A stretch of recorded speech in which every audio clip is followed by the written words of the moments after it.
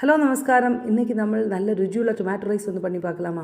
இதுக்கு நல்ல நாடன் புளியுள்ள டொமேட்டோவாகவும் வேண்டது. அதோட மூக்கெல்லாம் கிள்ளி தூர களைஞ்சிக்கோங்க.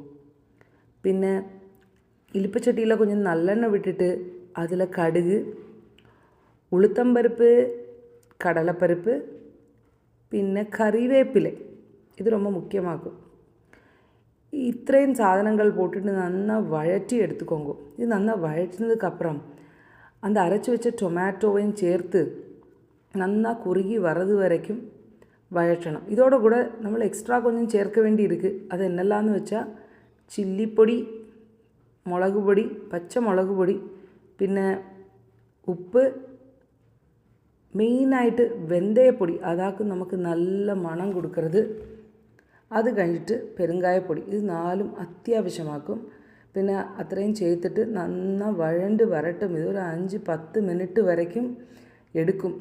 இந்த ஸ்டேஜ் வரத்த നമ്മൾ கொஞ்சம் பசுபதி ரைஸ் வேவிச்சு வச்சுட்டு அதை இதில் சேர்த்தா போதும். பசுபதி ரைஸ்னா தெரியுமோ?